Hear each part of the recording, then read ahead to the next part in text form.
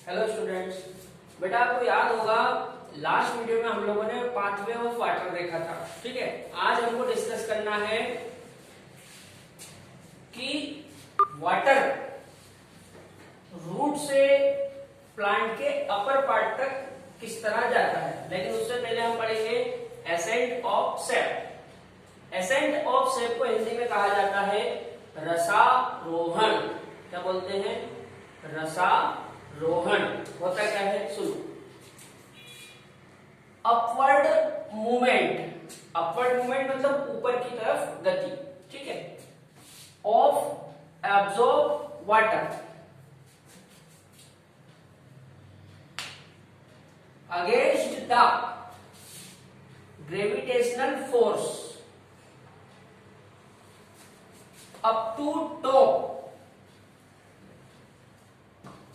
parts of plant is called as ascent of sap। AOS का मतलब क्या है? ascent of sap।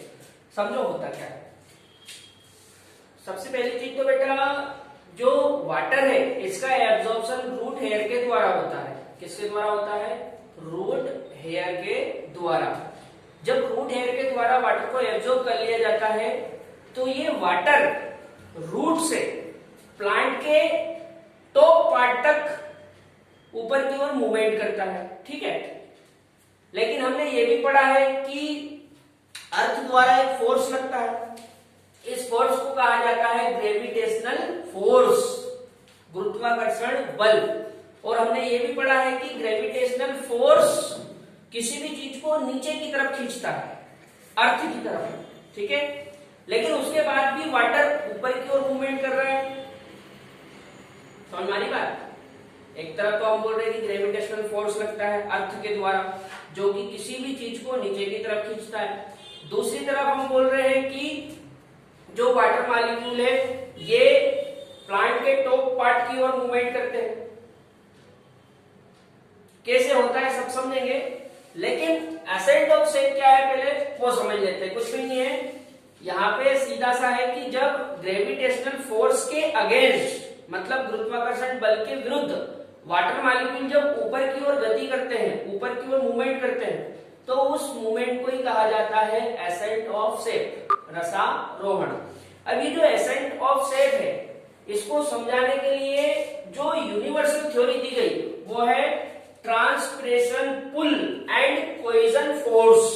क्या नाम है बेटा? Transpiration pull and cohesion force. ये जो थ्योरी है ये यूनिवर्सल थ्योरी है और सभी लोगों ने इसको एक्सेप्ट भी करा है। ठीक है, ये जो थ्योरी है ये डिक्सन और जोली नामक वैज्ञानिकों द्वारा दी गई थी। किसके द्वारा दी गई थी? डिक्सन और जोली। डिक्सन और जोली ने बताया कि वाटर मॉलिक्यूल नीचे से ऊपर की ओर तीन फोर्स के कारण जाते हैं। पहला फोर्स है कोहेजन फोर्स, दूसरा है एडिशन फोर्स और तीसरा है ट्रांसपिरेशन पुल फोर्स। याद रहेगी बात बेटा, कितने फोर्स है? तीन। पहला है कोहेजन फोर्स जिसको हिंदी में कहा जाता है संसंजन बल, दूसरा है एडिशन फोर्स जिसको हिंदी में कहा जाता है असंजन बल, और तीसरा है ट्रांसपिरेशन पुल फोर्स जिसको हिंदी में कहते हैं वाष्पोत्सर्जन खिंचाव बल। ठीक, क्या होते हैं ये तीनों एक एक करके समझते हैं। इधर आओ। जैसे हमने पिछले वाले वीडियो में पढ़ा था कि जो स्टोमेटा होते हैं ये स्टोमेटा लीफ में होते हैं और स्टोमेटा की सहायता से ट्रांसपिरेशन होता है मतलब वाष्पोत्सर्जन होता है। अब होता क्या है बेटा, जब स्टोमेटा के थ्रू वाटर वेपर बन के लॉस होता है तो उस समय नीचे से ऊपर तक एक पुल बन जाता है, एक खिंचाव बन जाता है। उस खिंचाव को ही कहा जाता है ट्रांसपिरेशन पुल। चूंकि ये खिंचाव ट्रांसपिरेशन के कारण बनता है, ये जो पुल हो रहा है, ये जो पुल बन रहा है, ये पुल ट्रांसपिरेशन के कारण बनता है, इसलिए इसको क्या बोलते हैं? Transpiration pull. इस पुल की सहायता से वाटर मॉलिक्यूल नीचे से ऊपर की ओर खींचे हुए चले जाते हैं। ठीक है, अब सवाल ये उठता है कि कि वाटर मॉलिक्यूल जब नीचे से ऊपर की ओर खींचते हैं तो एक चेन बनती होगी। क्या बनती होगी? एक चेन। जब वाटर मॉलिक्यूल एक चेन के फॉर्म में नीचे से ऊपर की ओर खींचते हैं, पुल होते हैं, तो वो चेन टूटती क्यों नहीं है, ब्रेक क्यों नहीं होती है? उसके लिए दो फोर्स जिम्मेदार है। पहला है कोहेजन फोर्स और दूसरा है एडिशन फोर्स। ये दोनों ऐसे फोर्स हैं जो वाटर मॉलिक्यूल की चेन को टूटने नहीं देते हैं। होता क्या है समझो। ये मान लो वाटर मॉलिक्यूल की एक चेन है, ठीक है, जिसमें मैंने दो वाटर मॉलिक्यूल बना रखे हैं, ये और एक ये। आप समझो, दो वाटर मॉलिक्यूल के बीच में जो फोर्स लग रहा है उसको हम बोल रहे हैं कोहेजन फोर्स। क्या बोल रहे हैं? Cohesion force. ये जो कोहेजन फोर्स है ये वाटर मॉलिक्यूल की चेन को ब्रेक नहीं होने देता है। वाटर मॉलिक्यूल की जो चेन बनी हुई है उस चेन को टूटने नहीं देता है।